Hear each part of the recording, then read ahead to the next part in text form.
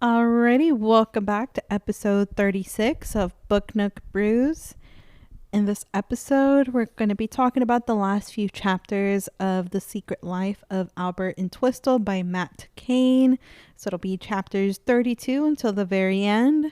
And we'll also do our Brews review, which is essentially just our overall feelings on the book. Yep. And we're just a day late on getting this episode up. Let's just say we had a really rough beginning to the week, so just finally getting around to it.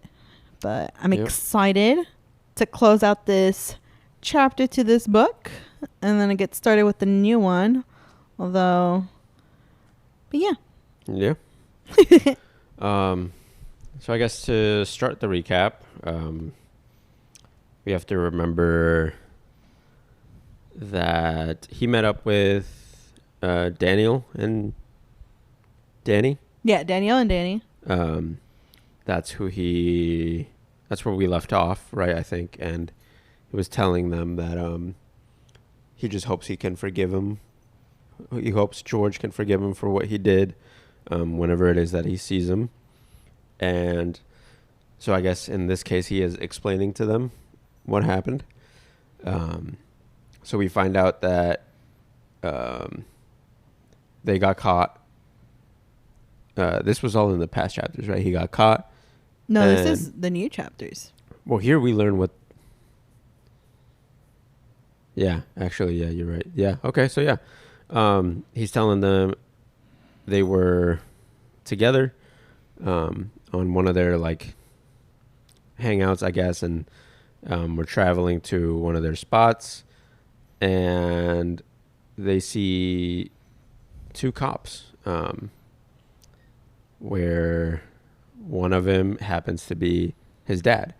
They're chasing after them because, you know, back then they treated being gay as a crime. Mm-hmm. And so they were chasing them. This all happened in the last one. Oh, so we just learned. Yeah, so I'm going to recap this part. So they get caught. One of the cops grabs George, takes him in, but Albert manages to run away. He takes a glance back and he looks at George, and the cop that is grabbing him happens to be Albert's dad.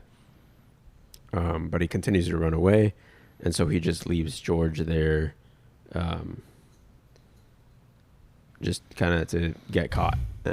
But he didn't want his dad finding out that he was there as well, as, you know, at the time he didn't know that he was gay, and, you know, didn't want anyone to know, and it was treated as a crime to do so, and so he didn't want there to be more trouble. So he runs away and leaves George there to get caught and arrested. So that's where that last bit stopped, and then here we get the explanation as to what happened afterwards. So what happens is he spent some time out, you know, getting back from running away from that. He's still out and about, kind of, I guess, processing everything before he gets home.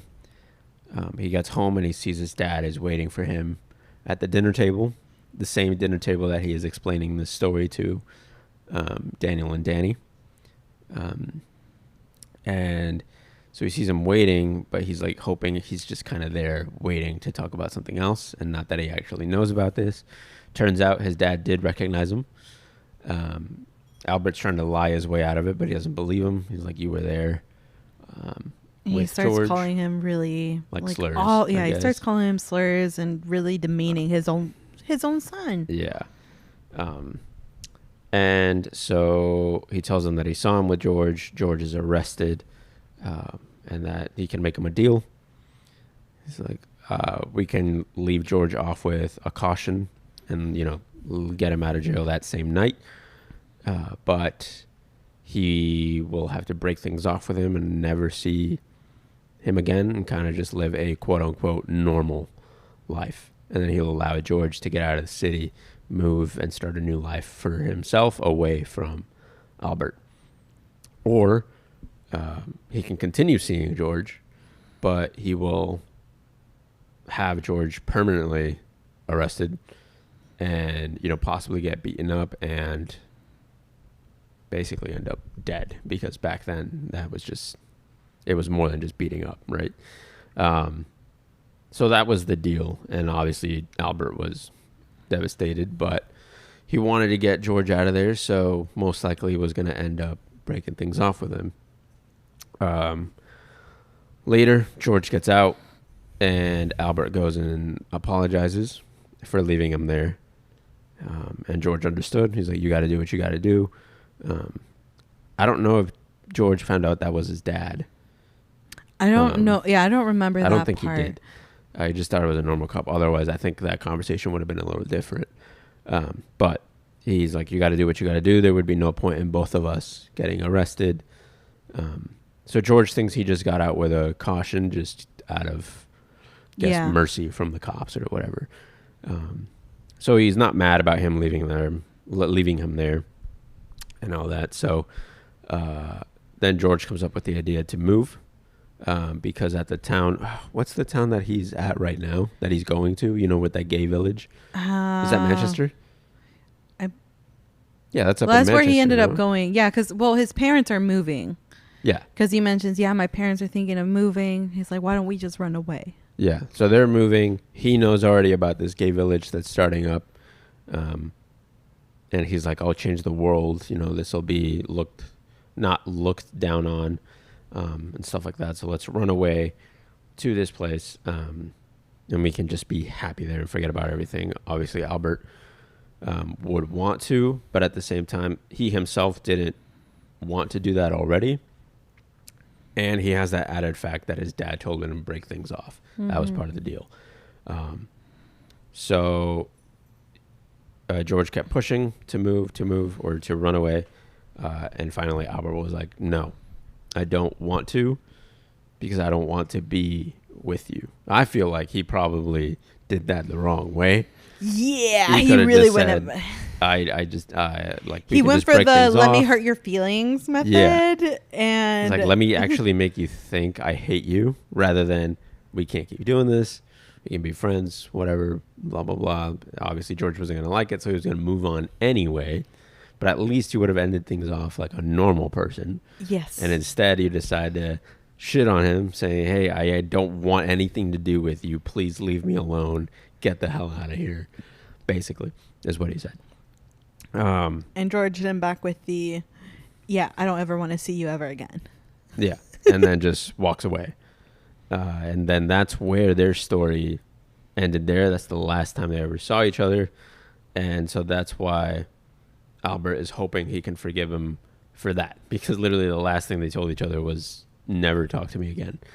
Which also adding on to more complexity to the story as to like when they got caught and everything. Yeah.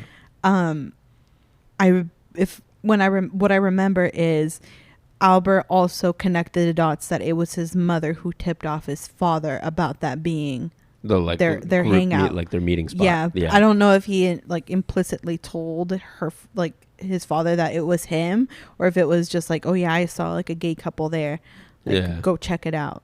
But he did he's like, why would my mother do this? And I think that's where he kind of it's like, yeah, that's to do away with his mom. And if we remember, his mom had the notes that him and George would write each other and stuff like that, and he was wondering how she got them. Turns out she knew about the hiding spot where they would give each other the notes, which was a little brick from the wall. They took the brick out, left the note there sticking out a bit, but it kind of still blended in. But I guess his mom started catching on to that, probably rummaged through his room to find the other notes, kind of put those together, and I guess presented it to his dad, who then went to go catch them and do all this stuff. So we get that recap. Daniel and Danny feel sorry for him, start hyping him up, basically, that things are different now and you should go find him and stuff like that, being supportive. Albert starts feeling that support, and he cried. He cries. He's like I feel like I could really just sob right now. And Daniel and Danny are like, go for it. And they stay there. They're supporting him through that stuff, and that's that. He kind of just feels more sure about going to go see George. He's like, at this point, I think he didn't expect to end up with George. He would like to, but at that point, I think he was like, I at least just need to. He needs to get that closure. Yeah, exactly. That's what they were telling him too. So he was more hyped to do that. So then we move on a little bit. It's his birthday, or closer to his birthday. So he's going back to work and all that stuff, but it's his last day at work. It's his retirement day. But he starts seeing less and less of everybody that he knows. Nobody at work. And no one's making a big deal about it being his last day. Yeah. It's all empty. Nobody said anything. Nobody's at work. He's doing his normal route. Nobody's home. He's just leaving stuff there, I guess. And then he ends up his day, and he's like, well, I guess I should have planned something, but it's fine if nobody wanted to show up anyway. And so he was just going to go home. And then he finds that the door was already kind of opened or something like that. He walks in, and everybody he knew was there. And had a little retirement surprise party planned by Nicole. Wait, that's after. Oh, yeah, you're right. Yeah, we skipped the whole part. We literally talked about this earlier, too. Sorry. Yeah, so he's hyped to see. Yeah, so backtrack on all of that. His retirement has not happened yet. After the meeting with Daniel and Danny, he gets hyped to go see him more. And him and Nicole go forth. They get to the club or bar or whatever where Georgina is going to perform. No, wait. I don't even know if she goes with him.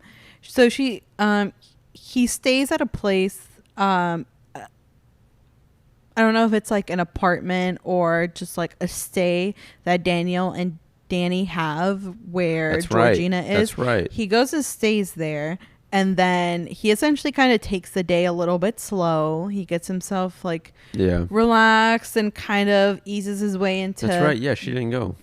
Yeah, because I think she ended up saying like it'd be better if you just go on your own because I don't want to be there to like ruin a moment that's supposed to be for the both of you and just the both of you. And then I guess we'll add on to this. What's Nicole's boyfriend? Jamie. Jamie, this was just added out of nowhere. Jamie goes up to Nicole and is like, no, I want to be with you. It's like, I'm here to say that like I'm ready for this relationship to work. And kind of Nicole was like, where did this come from? And he's like, I just felt like it was time. Like I took time to think, whatever. But we all know is from the talk that he had with Albert. He set up a meeting between her and his parents.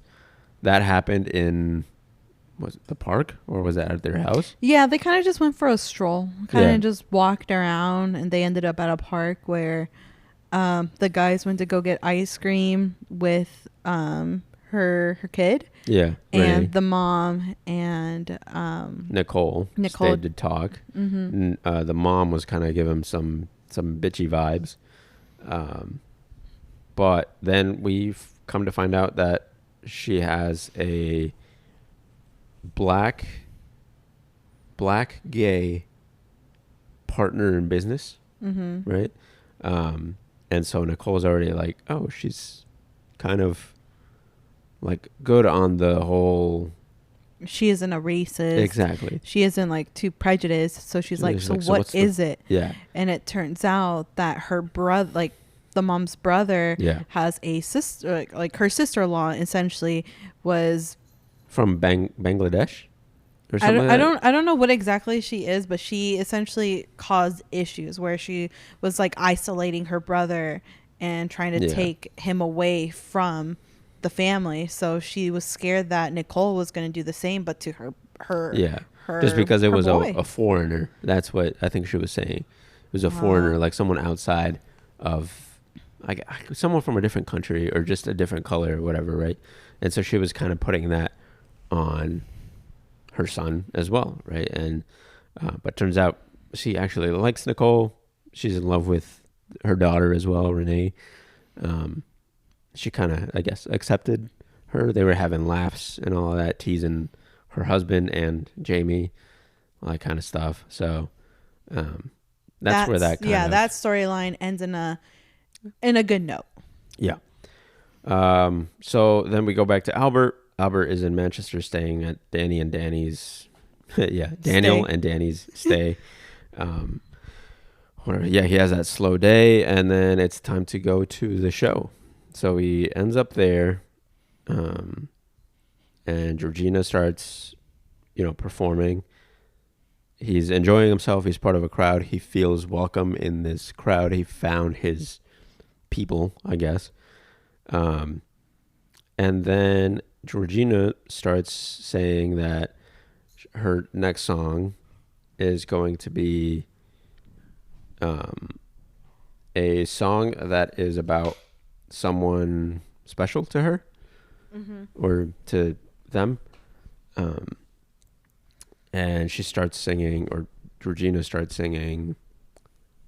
What was the name of the song? I don't remember, but I know it's from West Side Story. Yeah. Yeah. Well, that one song that he got right in trivia is the song that she sings. The one from West Side Story. Is it Somewhere? Somewhere from West Side Story, right? Something like that. Which is their song from when they were young and all that kind of stuff. So obviously that was directed at Albert, but without knowing that he was there yet. Albert started freaking out, kind of having a little nervous. I guess a little mini panic attack almost that was happening. Steps outside. Cries a bit. Cries a bit. And then finds out that Georgina usually goes out back after a show. So that's where he ends up going, waits, and finally Georgina comes out. And he kind of steps up. Well, he doesn't directly approach her just yet. Yeah. Because she starts walking towards home. Yeah. And he starts following behind, which is Albert, sweetheart, we don't do that. Yeah. But then finally, before she's about to open the door, she says, she calls out for, he calls out for George. I think at this point. Yeah, but they're not at home yet. Oh. It's still a bit of a walk.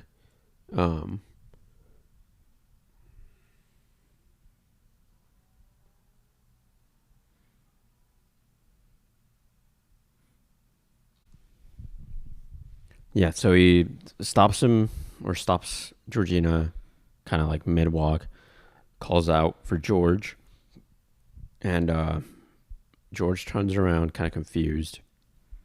And he's like, Albert, is that you? And so that's where they kind of start that talk. Albert kind of just starts talking, but George doesn't really say much. Yeah, but George invites him inside his home.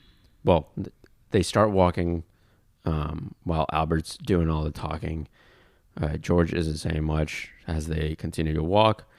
Then they end up at whatever building his place is at. I don't know if it's an apartment or what. But as they're walking up the stairs and stuff, he's still not saying anything. Kind of just giving him dry reactions to whatever he's saying. And then they get to the front door. And he's like, well, this is me. Kind of being dismissive, I guess, of the situation. He's like, this is my place. I don't know if he was thinking of inviting him in yet. But then Albert kind of keeps talking. And so he's like, all right, why don't you come in and we can talk about stuff. So then they go in and he offers him a drink, and Albert says no, and he's like, yeah, I don't even want to drink after shows and stuff like that because he's beat.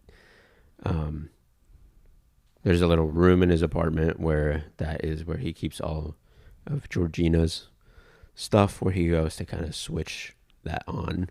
Mm-hmm. But right now he's just George. And so they get to talking, and then Albert kind of spills everything. He asks for forgiveness for leaving him there, that he should have never done that. That if if they could go back, he would do it all differently, even though he probably wouldn't have. And that he would just like to try again. Kind of just goes right off the bat without doing much. He just says, yeah, I want to try again, want to end up together, well, blah, blah, blah. George forgives him for that, but doesn't really think that going back right where they left off is a good thing. Yeah. Just because they're different people, they're older, they could have changed. So what we get from this is that George is single, not seeing anybody. He has seen people, but nothing really serious. So that kind of gave Albert a little bit of hope. But then George says he will think about it. They exchange numbers like as if they were teenagers again, is what they said. It's like, look at us. Yeah. And so he says he'll think about it and he'll contact him once he's done thinking about it. So that's kind of where that leaves off. No hug, no anything. And Albert kind of regrets not reaching out to hug him. But that's where that leaves off. He goes back. And I guess that's where he goes back to work. No, that's where he picked. Goes back home, and then like it ends up with, his last day at work. Yeah. And so going back, he has that last day at work, doesn't see anybody anywhere, gets home, and there's that little retirement party where kind of everybody showed up. But now it feels different for Albert. Now he has this sense of he cares for all these people that are there. He knows those people care for him. And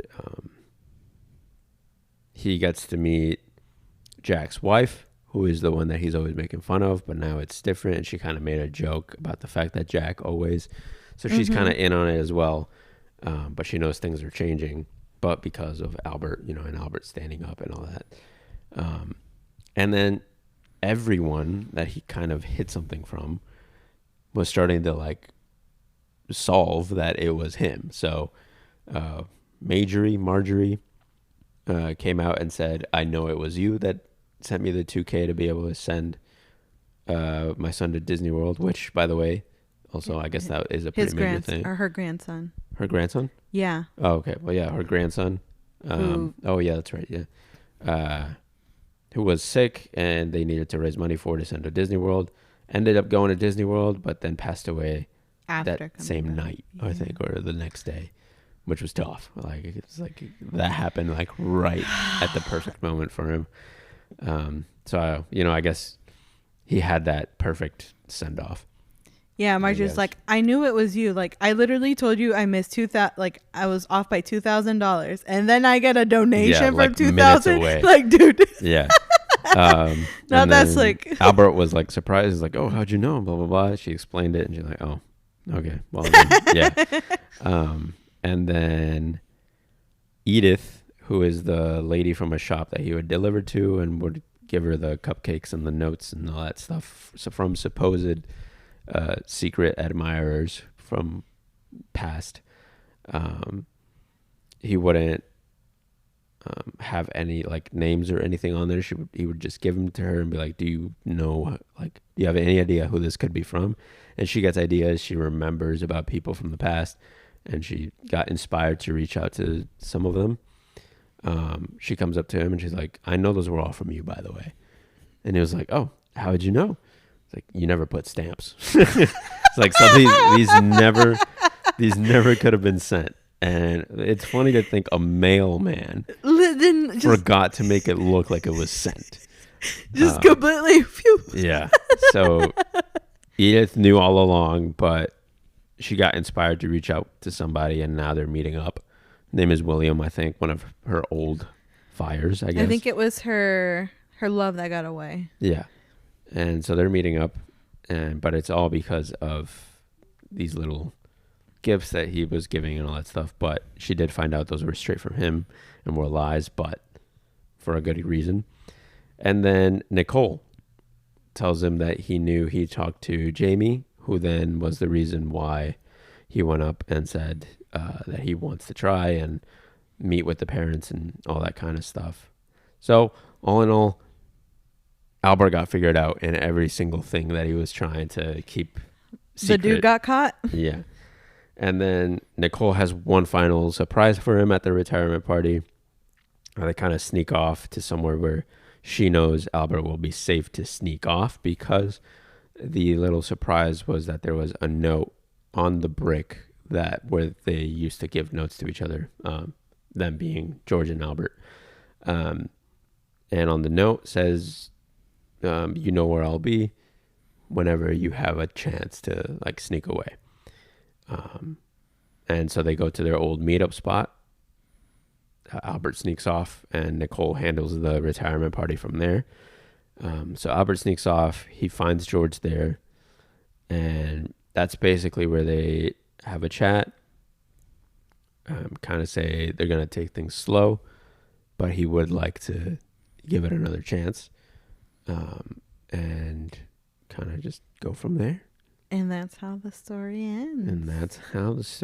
ends. Thoughts? I liked it. I did feel like maybe it was just a tad rushed. I think like maybe I needed like another scene or two with George and Albert. Yeah.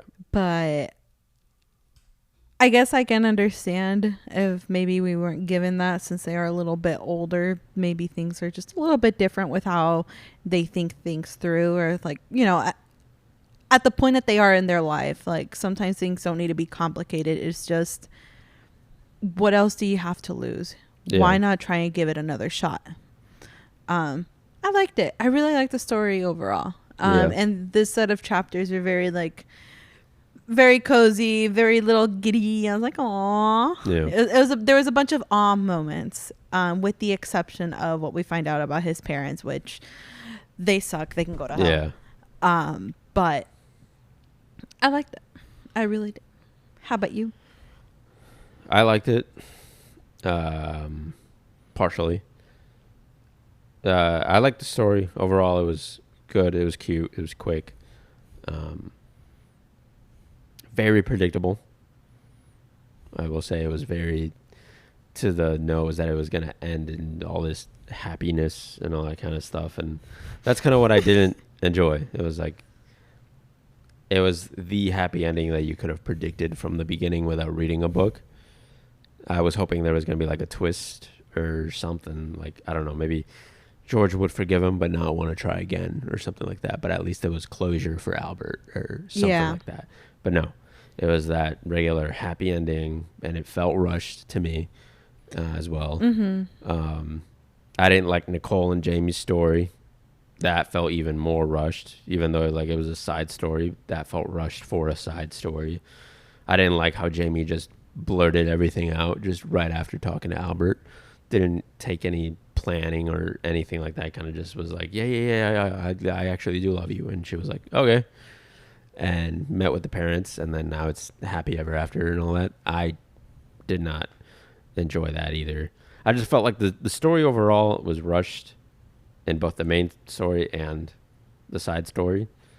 But both ended up being a predictable ending as well. The story in between, like throughout the book, was great, but I feel like the ending was the most predictable it could have been, and rushed as well. I'll have to disagree on the like for Nicole and Jamie's storyline.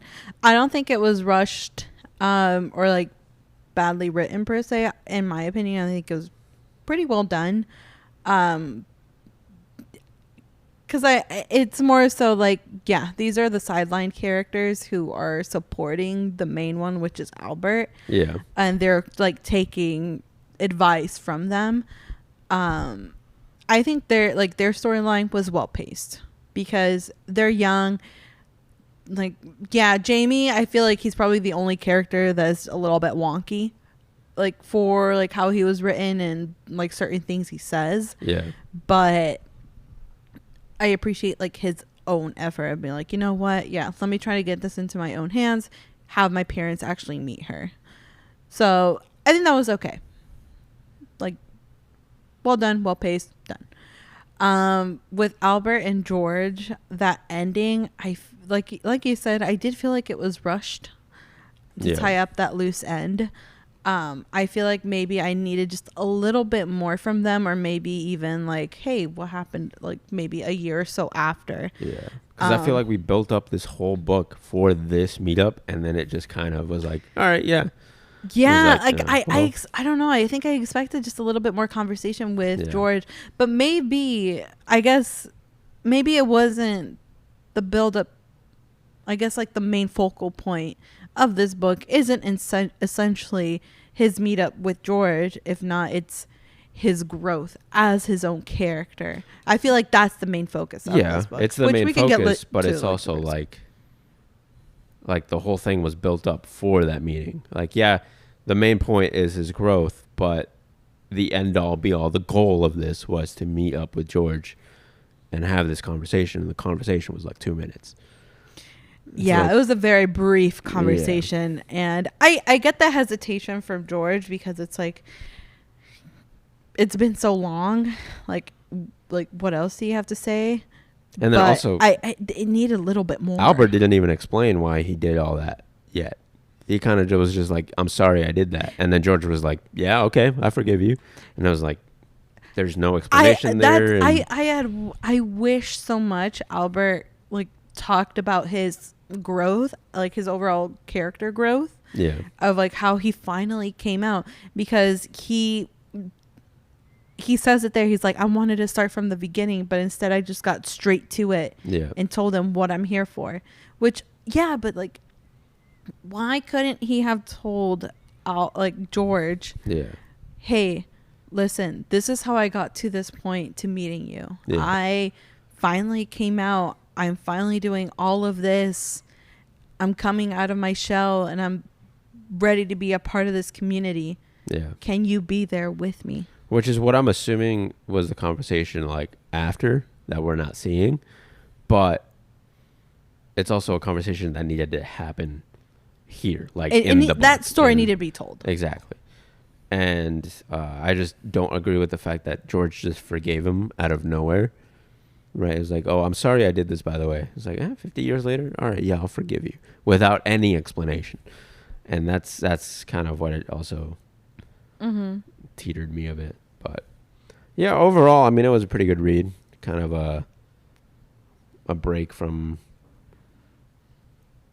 like other kind of stories. It was a very different book that we read. But yeah, and I guess with that we can start the little review that we have for it, the Brews review.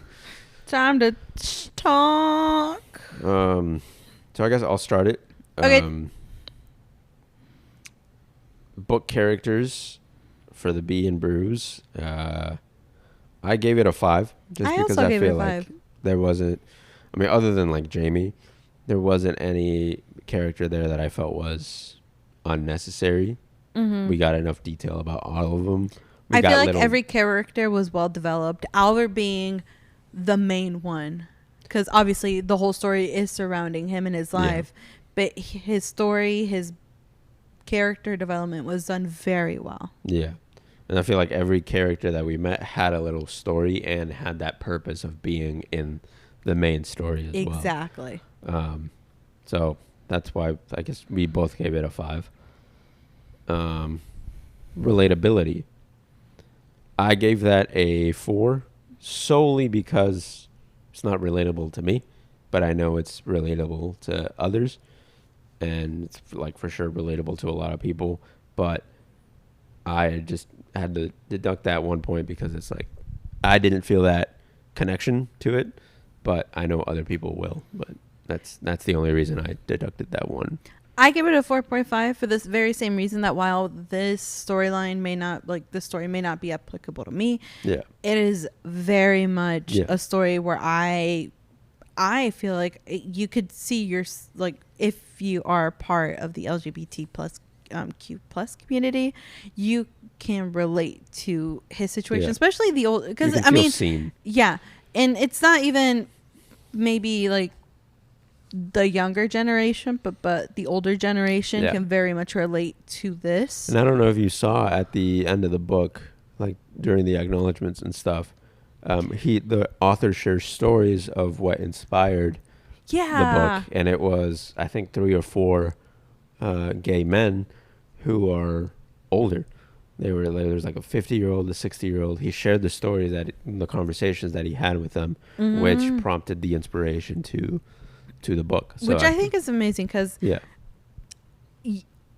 a lot of books that are marketed now are from, you know, the youth, from a younger standpoint, and it's nice to kind of see it from a different age, per se. Yeah.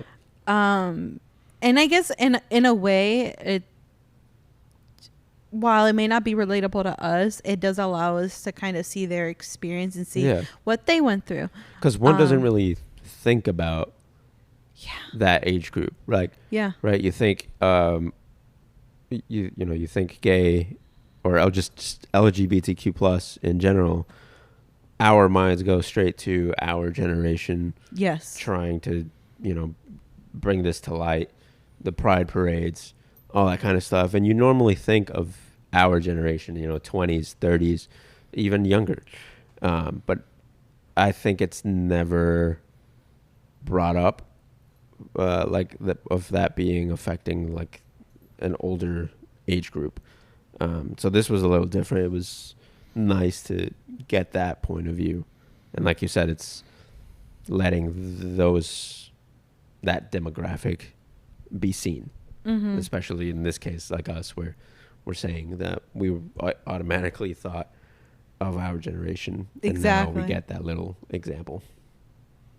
Yeah. So moving on, E is experience. The experience reading the book, how it made you feel. I put it at a 4. Sorry, we have Sylvie over here, the kitten, giving us biting a me, visit, trying to get the mic, and then she biting me, innocent. trying to stop her. So experience, I give it a 4. Just because overall it was a good read. It was enjoyable, but there was those little things where I was just like, nah, that could have been done differently. This could have happened this way. It felt rushed. So, just those things that kept me from that 5. But overall, it was a very good read. So, give it a 4. I give it a 4.5. It was a very nice, cozy read for me. I really enjoyed the overall story, and I feel like it's been a while for me that I've picked up an LGBTQ plus book. Mm-hmm. And so it's always kind of nice, but it's always nice to read about a different perspective, another life that I am not familiar with, but to be able to see a story through that lens. And I really enjoyed it. It was a nice breath of fresh air, especially after the previous books, last month's book. And I also deducted that 0.5 because of the ending and like other loose ends, but it was still like a higher rating book for me, just because of how cozy and enjoyable it was. So the W, writing style, I gave that a 4. Just because overall it was very well written. Some of the flashbacks threw me off. Like, I guess in the beginning, threw me off.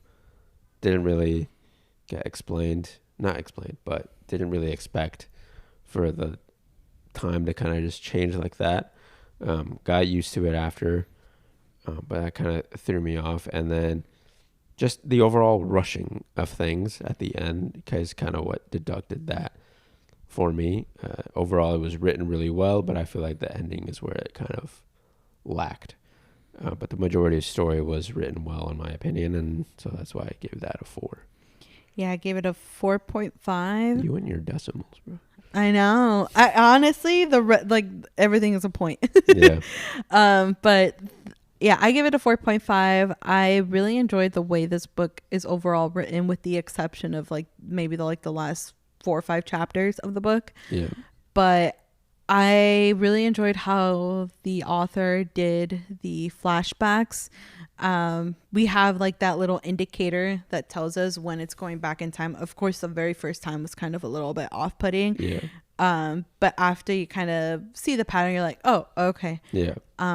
But I am really a fan of how he wrote Albert's character, and that is why like I give it such a high rating, because it's nice to see that growth. Yeah. And this book really is, and this is where it's going to eventually just get into the storyline. For me, I see this book as really being the focal point of this book is Albert's growth as a man who lived as a hermit, like very isolated and strict with his routine, is finally getting out of his shell and embracing. And at 60 years old. And at 60 years old, and embracing himself. So I'm kind of bleeding into the storyline, which I will already tell you I give it a 4.5 since a lot of what I'm saying is kind of going to bleed into it. So I will start talking about the storyline. Yeah. Like I said, the main focal point is essentially, for me, I feel like it was essentially just the growth of Albert into being a gay man. Yeah. Or, embracing that he is gay and getting out of his shell and his bubble and being able to express himself the way that he never felt like he could. Now he's dancing, he's laughing, having more conversations with other people, that is not just himself and his cat when she was around. Yeah. So, but again, I deducted it because of how the ending was. Yeah. It just that I really needed a little bit more from the conversation between him and George. Yeah. So I'll sound like a broken record. I just needed more. Just it felt very flat almost. So rather than me kind of feeling what I wanted was to feel or to cry almost, or feel that tug in my heart when I know something is hurting or like making the main character feel like sad in a way, because I wanted that conversation to be more emotional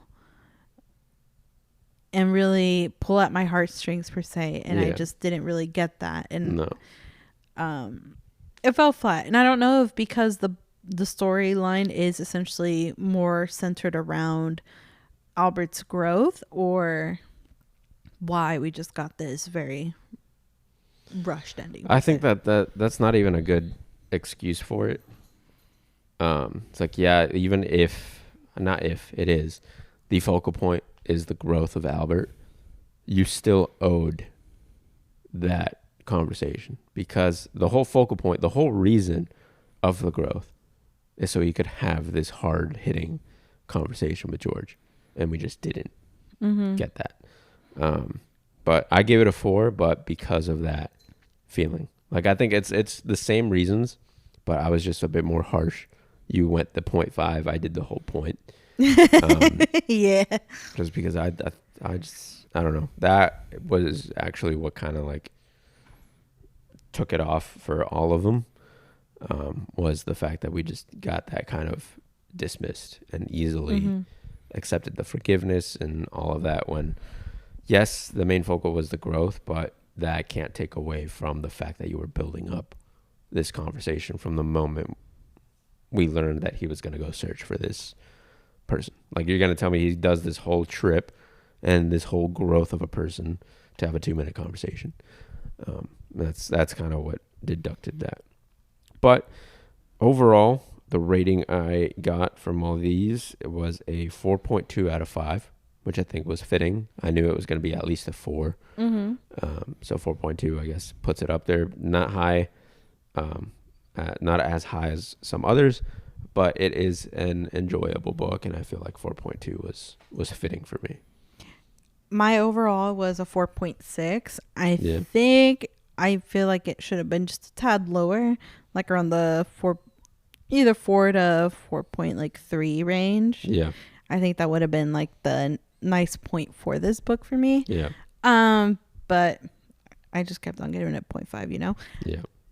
But it's still a good book. Don't get me wrong. I really liked it. And I think it was just recommended the ending that really kind of just brought it down just a little bit for me. Yeah. But I'm content. Like, I really like this book, and it was a nice, cozy read. Yeah. For sure. Very nice. So that marks the end of what is it? The Secret Life? Yeah. I was about to say The Adventures of Albert Entwistle.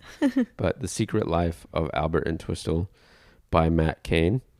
4.2 and 4.6. Recommended read for sure.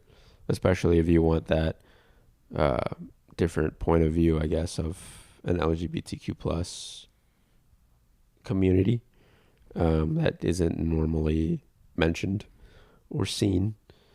And yeah, that was that book. It was really nice. So now we can move to the book that we'll be reading for the month of November. What month? Yes. For the month of November, we'll be reading Shark Heart: A Love Story by Emily Habeck. No, I don't know what it is.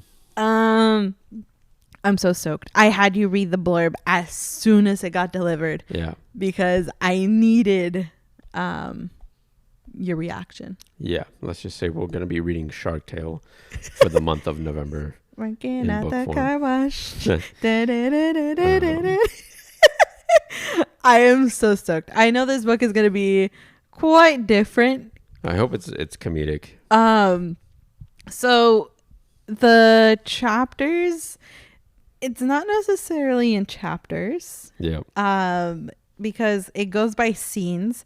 However, the scenes are a little bit spread out and different. So we're going to go by pages for this book. Yeah. So and I try to do it as much as like to the parts that it's split up, but we're doing pages. So for the first week of November, we'll be reading pages 1 to 102. So yeah, that's the first episode of Shark Heart. Obviously, in the first episode, we will be reading the blurb, and then we'll be talking about that section of the book that we read. Yeah.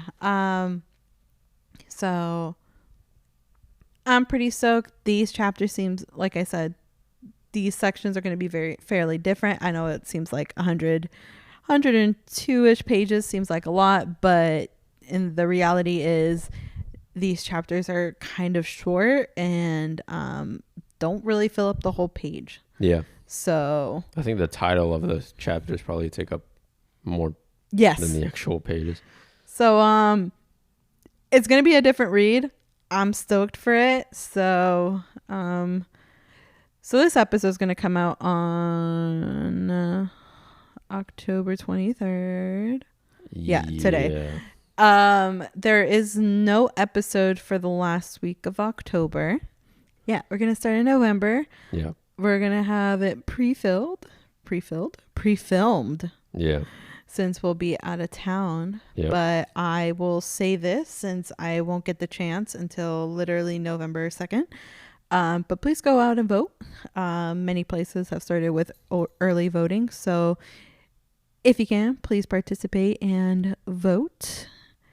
Every vote counts. And I will say it again on November 2nd. Although by then... November 5th. 5th? November 2nd is a Saturday. Ah, shit. So yeah, November 5th.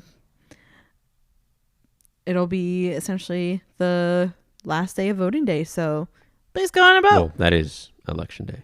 Or yeah, election day, but that's the last day you can't vote as well. Early voting ends November 4th. So, yeah. Do your due diligence. Do it. But yeah. Yeah. Follow our social media, which is at the Book Nook Brews on Instagram and Book Nook Brews everywhere else. And that'll be it for today's episode. See you guys in November. Bye-bye. See you.